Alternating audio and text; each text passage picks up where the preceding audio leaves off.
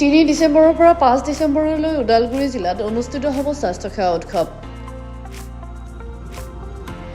ৰাজ্যৰ স্বাস্থ্য খণ্ডৰ আন্তঃগাঁথনি উন্নীতকৰণ আৰু গুণগত মানসম্পন্ন সেৱা সুনিশ্চিত কৰাৰ লক্ষ্যৰে অসমত তৃতীয়বাৰৰ বাবে স্বাস্থ্য বিভাগে আয়োজন কৰিছে স্বাস্থ্যসেৱা উৎসৱ। অহা 3 ডিচেম্বৰৰ পৰা 5 ডিচেম্বৰলৈ অনুষ্ঠিত হোৱা এই উৎসৱত ওদালগুৰি জিলাৰ 50খন চিকিৎসালয়ৰ মূল্যায়ন কৰা হ'ব। ইয়াৰে এখন জিলা অসামৰিক চিকিৎসালয়, 9খন সমূহীয়া স্বাস্থ্য কেন্দ্ৰ, 24খন প্ৰাথমিক স্বাস্থ্য কেন্দ্ৰ, 5টা আয়ুষ্মান আৰোগ্য মন্দিৰ।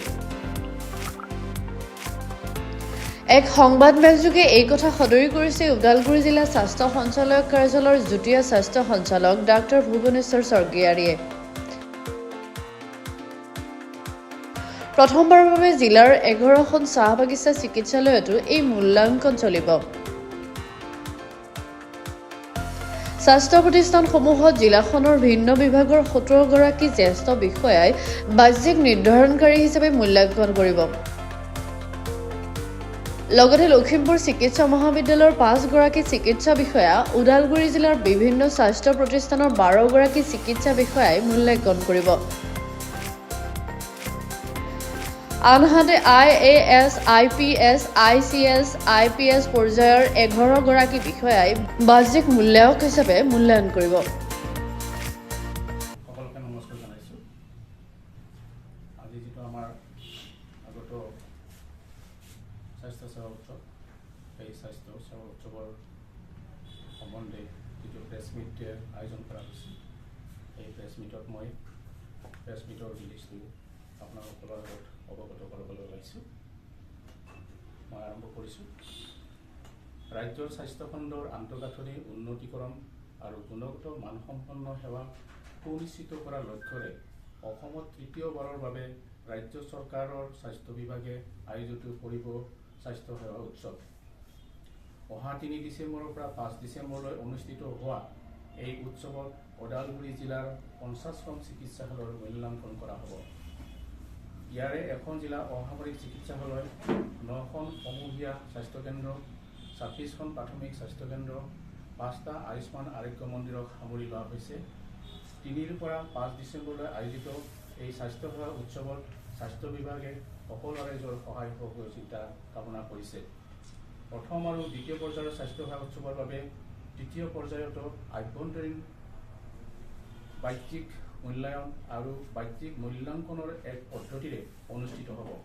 প্ৰথমবাৰৰ বাবে জিলাৰ 11খন চাহ বাগিচা চিকিৎসালয়তো এই মূল্যাংকন চলিব। স্বাস্থ্য প্ৰতিষ্ঠানসমূহত জিলাখনৰ ভিন্ন বিভাগৰ 17গৰাকী জ্যেষ্ঠ বিষয়াই বাহ্যিক নিৰ্ধাৰণকাৰী এক্সটাৰ্নেল এছেছৰ হিচাপে মূল্যায়ন কৰিব।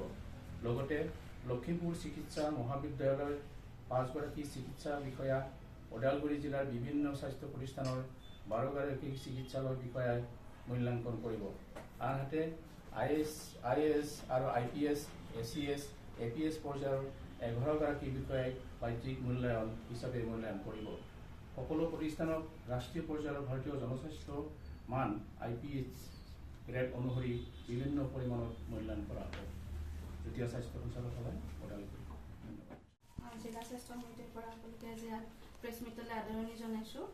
আমাৰ আজিৰ প্ৰেছ মিটৰ লক্ষ্যটো হ'ল আমাৰ অহা 3 ডিচেম্বৰৰ পৰা 5 ডিচেম্বৰলৈ স্বাস্থ্য উৎসৱ আৰম্ভ হ'ব।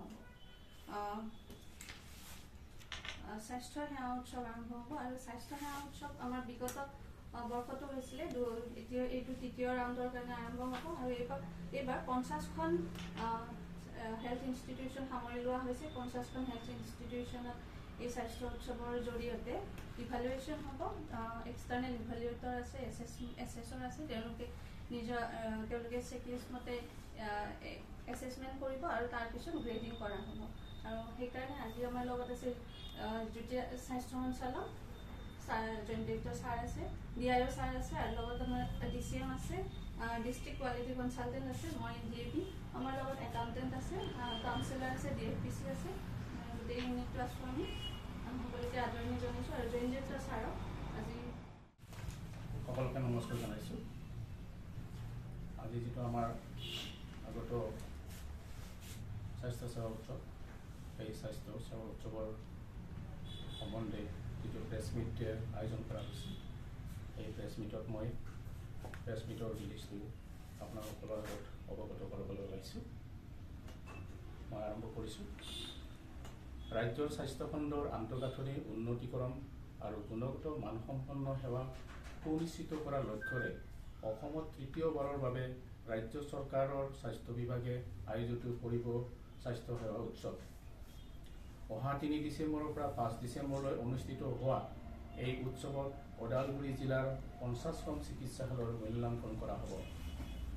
ইয়াৰে এখন জিলা অসামৰিক চিকিৎসালয়, 9খন সমূহীয়া স্বাস্থ্যকেন্দ্ৰ, 26খন প্ৰাথমিক স্বাস্থ্যকেন্দ্ৰ, 5টা আয়ুষ্মান আৰোগ্য মন্দিৰক সামৰি লোৱা হৈছে। 3 পৰা 5 ডিচেম্বৰলৈ আয়োজিত এই স্বাস্থ্য সেৱা উৎসৱত স্বাস্থ্য বিভাগে সকলো ৰাইজৰ সহায় সহযোগিতা কামনা কৰিছে। প্ৰথম আৰু দ্বিতীয় পৰ্যায়ৰ স্বাস্থ্য সেৱা উৎসৱৰ বাবে তৃতীয় পৰ্যায়তো আভ্যন্তৰীণ বাহ্যিক মূল্যায়ন আৰু বাহ্যিক মূল্যাংকনৰ এক পদ্ধতিৰে অনুষ্ঠিত হ'ব।